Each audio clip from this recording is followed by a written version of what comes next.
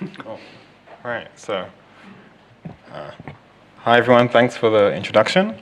My name is Zenith Tavares, and as Stephen said, I am the co-founder and co-director of Basis. I also have a position at Columbia University, and today I'm going to be talking about reasoning via semantic transformations, which is just a phrase that I made up this morning for a class of things that I think are interesting.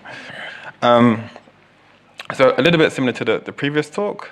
This is kind of a high-level talk, and one of the goals for us, and for me personally, is to kind of reach out to more programming languages people and get us thinking about some problems which I think are kind of hard and interesting, and for which we can make a lot of progress. So broadly, I'm going to talk about four things, and the high-level framework of my thinking is, in the space of reasoning systems or reasoning engines, where are we right now? Where do we want to go to, and what is the gap between between those two things? And so the first two areas are going to be things that I've done research in before and things that we're doing at Basis. One around causality and causal probabilistic programming, the other around program inversion. And then I'm going to go to the third point, which is around kind of a framework to understand these and other things that are kind of emerging in the realm of reasoning systems. And finally, I'll talk a little bit about Basis as a kind of response, an organizational response to how do we build these the systems that we want to build. So in Hong's talk, he talked about PPLs, universal PPLs, and Turing specifically. And as he mentioned, there's this kind of recent history of PPLs which are universal in the sense of using a kind of a Turing universal language to encode some probabilistic model. But I think there's another way in which they're not quite universal or not quite sufficiently general, and that's in the sense of, can we ask and answer all of the questions that we care about, all of the reasoning questions that we might want to answer? And I think a large and important class of questions which are somewhat under-addressed are causal questions. So this is an image that I use a lot in my talks. And when you see this image, you can do a variety of different forms of inference. So you can just like look at the image and figure out what's going on in the world. But two, you can make a kind of a retrodiction. You can figure out what happened in the past. You could also perhaps make a forward prediction. But you can also make a counterfactual inference. Yeah? And one example of that could be, well, what would have happened had this barrier not been here to block the car? And I think a reasonable inference is that perhaps the car would have fallen down the side of the cliff, right? And so the question that I'm interested in is, how do we do this? What is the kind of underlying principles or mechanisms behind this kind of inference? And it turns out there's a big, rich history around this question, and it's generally called causal inference, where counterfactual inference is a particular kind of question in the realm of causal inference. And the high-level structure is as follows. So on the left-hand side, we've got some kind of abstract state space with some kind of trajectories, possible trajectories through time. And in the middle, we have some kind of a cartoon image of conditioning, probabilistic conditioning. So we've got some observation, this red dot, or two red dots, and we're seeing conditioning the system. So now we have to say, well, of all the possible trajectories, they must all go through this particular point. And this third image is a counterfactual, right? And so now we've made a cut, an intervention into the world. But the interesting thing is that even though we're asking this kind of what if question, it's still affected by the actual red dot. So the probabilistic conditioning affects what we do, even in this kind of hypothetical imaginary scenario. And so a causal probabilistic programming language is a probabilistic programming language which has an additional construct, and that's for causal interventions. And so the way that I like to think about a causal intervention is as follows. So here I've got yx equals y, given do x goes to x, big X goes to small x. And what does this mean? Well, it means, so y sub x evaluates to, what y would have been had, big X been set to small x at the time when y was defined, instead of what small x actually was, right? So let me show you an example. So suppose I have this small program, right? So I've got x equals 2, y equals 2 times x, and then y sub x equals y do x goes to small x, right? So just going through, x equals 2, y equals 2 times 2, which is 4, but this y sub x has the value 6, right? So it's the value of y had x been set to 3 instead of what it was set to, which was actually 2, right? So hopefully that's intuitive, but also hopefully, from a PL perspective, it's kind of a weird operation, right? Because I have to somehow define this yx, and in some sense, like go back and revise the history of this variable's definition. And so a counterfactual is an intervention composed with conditioning, right? So the only thing that I've added to this bottom definition is the evidence. So I'm saying, given that some evidence is true, what would y have been had x been set to small x when y was defined? And so one of the kind of the recent releases that we've been working on at Basis is a system called Cairo, and Cairo builds upon, or at least is inspired by, some of the work that I did during my PhD in a more of a research language called Omega. And the main kind of, well, one of the main differences, there are many differences, but Cairo puts many of these causal inference ideas on just a much richer ecosystem of inference tools and machinery, right? So it's inheriting from the Pyro system, which Hong mentioned in the previous talk. And so what I'll do is I'll just show you a simple example of using Cairo, and then we'll go into some of the kind of the other parts. So here we're going to define an SIR model. So an SIR model, again, similar to the previous talk, is a dynamical model and not a spatial model necessarily. So it's a dynamical system, a continuous time dynamical system, where you've got these three populations: susceptible, infected, or recovered, right? And so here, this program is just a pretty standard dynamical system using an ODE package to solve it. And as we can see, we have these different kind of population levels evolving over time, and here are some data points that we're going to condition on. And so to condition, the first thing that we need to do is to make it a Bayesian SIR model. And so what this involves is taking some of our parameters, which were initially fixed, and making them uncertain. So here we're using a uniform distribution to define prior distributions around the parameters of this ODE model. And a priori, or the prior model has pretty high variance. So this is a 95% credible interval, and as you can see, there's pretty high variance. There's many things that could happen in this ODE model. And so what Pyro can do, and what Cairo inherits from Pyro, and it can do things very similar to what Turing can do. And so we can basically do Bayesian inference, and we have almost fully automated probabilistic inference to get our posterior kind of predictive distributions. And what this requires doing, Cairo and Pyro have more of a kind of orientation towards variational inference as opposed to MCMC, although it does support MCMC, but it's pretty much in the same family of things that you can do. And so this is the posterior predictive distribution. So now you can see that after conditioning on the data, we have kind of we're much closer to the actual kind of the ground truth. So everything I've showed you so far is kind of pretty standard Bayesian inference, powered by a probabilistic programming language, very similar to Turing. But as a policymaker, or as somebody who works in government of various different forms, what you're normally most interested in are interventions. Well, what will happen in the world if you do something, right? And so the whole world of causal inference is trying to kind of characterize this question. And so Cairo also has support for causal interventions, right? And so here we're defining this function of time L, which is going to change our infection rate. So this is allowing us as a mechanism to go in and basically kind of induce a lockdown. And so we have this slightly modified differential equation system now. And the way this is implemented in Cairo is through effect handlers, and we'll get into that a little bit more later, right? But the basic kind of thing to take away here is that we have our stimulate function kind of in the innermost part of the nested expression, and then we have these effect handlers. Kind of the key thing to look for is the static intervention, right? And so basically this is saying, take our original model, but instead of doing the normal thing, make this change, right? Make this kind of this lockdown intervention. And the result is that the lockdown does what we want. So the curve has indeed flattened, right? And so if you look at the kind of the infected rate, in which I think is the middle, right? It's, it's kind of flat for the period of the intervention.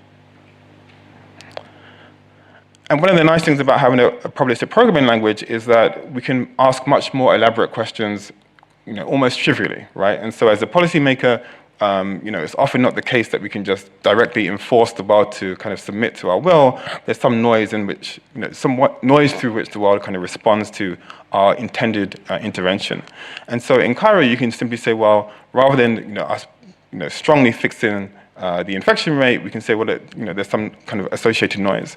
And this is the corresponding inference. And the key point here is that this is declaratively specified, and it's automatically computed. And you can imagine the whole space of different possible interventions that you can express with a causal PPL.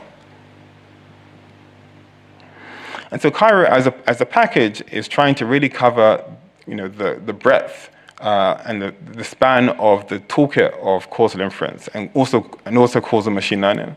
And so as PPL people, we may think, what is the killer app of probabilistic programming? We think arguably it's causal inference, right? Because there is this massive ecosystem of people making real-world decisions based on causal analysis. And for every new kind of inference, there's a new paper with 1,000 citations. And normally, it's a very simple programming language kind of modification to something which many of us could do in this room. And so if we can build an ecosystem around the kinds of tools that we need for causal analysis, there's just a tremendous kind of potential for impact. And so I encourage you, go and check out these tutorials, and you'll see things both more from the machine learning side, but also things more from the statistics and kind of applied sciences side. But there are still many challenges, and these are some of the things that we're working on. So one, how do we go from kind of ODEs to more expressive model classes like SDEs or reactive models? And all of these kind of introduce interesting new questions around the semantics. Like, what does it even mean to intervene in an SDE, for example? Or even even when you kind of produce open world models where you have an unknown number of variables, like what does it mean to intervene on a model where the variables itself could kind of disappear in a new scenario? One thing more on kind of the hard implementation side is when you have these kind of counterfactual models, they essentially construct these twin worlds where you've got like alternative worlds which are kind of drawn from the shared dependency, or drawn from kind of shared exogenous variables. And this means you have a lot of kind of opportunity for redundant computation, right? And so how can we kind of put in some smart compiler techniques to remove or eliminate some of that redundant computation as a kind of minimal kind of optimization that we'd be able to do. One of the key things that I'm most interested in is conditioning, and this is why I've underlined it here, which is how do you actually condition the output of a causal model? Because unlike a normal PPL, a structural causal model or a causal probabilistic program has a set of exogenous variables which are somewhat separated from the transformation of those. And so you're basically saying, well, I want some transformation of my exogenous variables to be equal to some value. And this can put you in the regime of likelihood-free inference or simulation-based inference, which, as I'm sure many people know here, is one of kind of the most challenging regimes of inference to be in. And so this will be a kind of a good segue into the next part of my talk, which is around program inversion.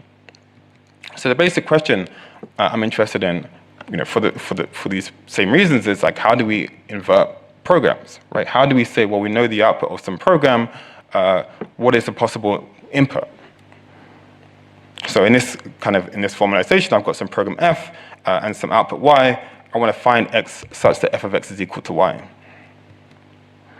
And so why should we care? Well, if you've heard of things like inverse graphics, we've got some forward rendering program. I know the output image, and I want to infer what the three-dimensional input to that image is. That's the kind of vision algorithm. Or in control, I may have a forward kinematic function which says, well, given the joints of the robot arm, here's where the hand is. The inverse problem is, well, where should I kind of put my joint angles to get my hand into a particular position? And so the dream would be a system like as follows, right? You write down some program, you can run it in the forward direction as normal, but I could also just say, well, let's just run this in the inverse direction. And so there is this rich history of kind of program inversion on invertible functions. There's lots of interesting kind of hardware around this too. But for the sake of inference, most of the interesting programs that we care about are non-invertible, right? And so the first challenge is, how do we deal with this non-invertibility? And this is something that I was kind of thinking about in graduate school, and we're kind of still working on and still thinking about. So a very simple example is like, if I know that if I know that f of x and y, or f of a and b is a plus b, and I know the output, what is the input? Well, it's non-invertible, so there's not a unique set of values that would allow me to kind of invert that function. And so the basic resolution, or maybe kind of idea we have is to generalize the notion of inversion from non-invertible functions or non-invertible programs, to generalize the definition so that it's defined on non-invertible programs.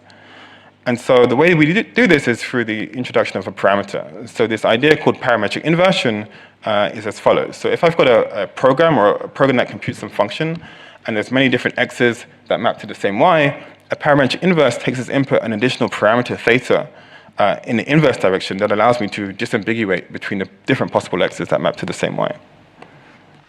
So as an example, let's take this addition function, f of x and y equals x plus y. An example of a parametric inverse takes in some value z and a parameter theta and returns z minus theta and theta. Right? So the point is that z minus theta plus theta is equal to z. Right? And as I vary theta, I'm getting out different combinations of x and y, all of which sum to z. Right? So now I've got a parametric representation of the preimage of this function. And I can do the same thing for a square function. Now my parameter space is -1 and 1, and I'm choosing between the positive and the negative root. And so one other notion of which is important is the notion of completeness, right? In other words, can I recover all of the possible inputs that map to the same output? Okay, so I've shown you how to invert a simple addition function and a square function, but now you've got some complicated program, or you've got some complicated probabilistic program or causal model. How can I invert that? So the key idea is a notion of composition, and the basic idea is as follows. So I take my program, in this case I've got my addition, composed of my square function, and then I replace my addition with its corresponding parametric inverse of addition, and I replace my square function with the corresponding parametric inverse of square, and I reverse the order of the composition. And what I get out, and this requires a proof, is that I get out a sound and complete parametric inverse of the forward composition, right? So this is kind of in some ways obvious, in some ways it's kind of a strong claim, because I'm basically claiming to you that I've got a mechanical procedure that can take as input a program and invert that and produce an inverse of that, a parametric inverse of that program, which is sound and complete, which are the two important things that we care about. And it turns out to be true, but the story is a little bit more complex, and I'll show you why with this example. So suppose I've got this more complex program, f of x and y equals x, y plus x, right? And I've got this duplication function, which is just taking in x. So it's taking in y, and it's kind of duplicating it to form two y's. If I apply the procedure that I just told you, everything's great, except that I'll have these two different values going into my inverse duplication, which may not be the same depending on the parameter values that I chose, right? In other words, they'll only be the same if this constraint, which I've got here, z minus theta 1 equals theta 2, holds, right? So conceptually, what this is saying is that the algorithm I described is correct. It produces sound and complete parametric inverses, but they may be partial functions relative to my parameter space. In other words, there may be some parameter values on which it breaks, right? And so why does this happen? Well, conceptually, you can think about your program as a kind of maze, and if you go, there's only like one way to go in the forward direction, and there's many ways to go in the backwards direction, and there's some choices that you can make which are essentially invalid in the sense that they couldn't occur in the forward direction. So what this is kind of it might be a very interesting problem, right? Because on the one hand, we've got this procedure which can allow us to invert programs, which would, has the potential to open up drastically the class of models that we can do inference on. On the other hand, we have this extremely challenging problem of partiality, right? Which is essentially a PR problem. So going to my point at the start, we need PR brains kind of thinking about how we can invert these models. And so to reduce that problem a little bit, make it a little bit more fine-grained, how can we use static analysis, right, to find the constraint that I showed you, right, and solve the parametric inverse? Could we use some kind of machine learning to learn from what parts of the parameter space are valid? And also, could we do some kind of runtime analysis, right? And I'll talk about that a little bit more if I have time. Okay, so I've spoken about two different transformations, two different kind of reasoning or inference methods. And I'm going to claim that they're part of a broader theme, a broader framework. And that is that many modes of reasoning can be thought of as program transformations. And so I think the most famous one is automatic differentiation. Probably the single most important thing in the modern AI revolution is automatic differentiation, which takes as input some program and outputs a new program that computes a derivative. But I'll take a kind of a narrower, broader view, which is that many kind of important many kind of important modes of reasoning can be thought of as non-standard interpretations, right? So rather than kind of arbitrary program transformations, they are non-standard interpretations in the sense that they give new semantics to my original syntax. So if we go back to the original Omega paper, right? So this Omega paper, and the example that I had with x and y and y sub x, that y sub x was essentially saying, well, let's take my original my original value of y and give a new interpretation to x in that kind of subprogram. And so we thought a lot hard and long to figure out the semantics of this, and we basically introduced this operator which we call a retroactive update. And so basically we use lazy semantics to have every bound variable store its provenance, its causal history, and then the do operator goes back into that history and does the causal manipulation. Cairo, on the other hand, uses an effect system, right? And I showed you that kind of the nested expression.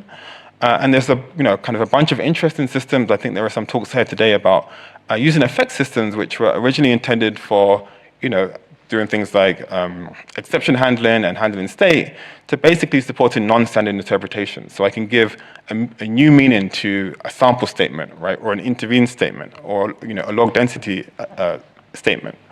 And the basic idea behind effect handling system is that you define some operators which essentially have kind of undefined semantics, and then you handle those operators, essentially giving them new semantics in a modular and extensible way. But there are many kind of one of the kind of the themes that you're seeing is that when you look at these tools, the two systems of which I mentioned today, but AD, things like interval analysis, many of these can't be implemented through kind of normal programming, the kind of user-level programming techniques. They require some kind of interface into your compiler and interpreter. And effect handling systems are one mechanism, but there's this growing ecosystem of different methods, right? And I think part of the challenge is to characterize the different trade-offs between the different methods. And so here are 3 different tools that exist for different variants of this. So we've got Enzyme, JAX, and Cassette. And I'm sure many people here know JAX is more from the machine learning world. Cassette is a Julia-based tool which allows you to give very much directly a non-standard interpretation in different contexts. And Enzyme is a tool which works at the LLVM level. And one of the open problems here is how to handle the computational overhead, how to not be just extremely slow, right? And the basic answer, which is emergent, is through partial evaluation and stage programming. In other words, you write a definitional interpreter, and this, in the end, gets kind of staged away into a compilation. In the case of JAX, that's to XLA or some similar system. Another open question is how do we not write new semantics or new non-standard interpreters for every new language? I've written many different versions of parametric inversion, and they all have the same structure, right? So what is that high-level structure? So one interesting idea I've heard about, I've been reading about and been working on, is this idea of semantic modifiers. And they basically modify the semantics in a way which will allow you to write parametric inversion once and apply it to a variety of different languages. And finally, how do we go beyond non-standard interpretation classically and talk about things like customized abstract interpretation? And so I'll skip over this because I'm almost at time.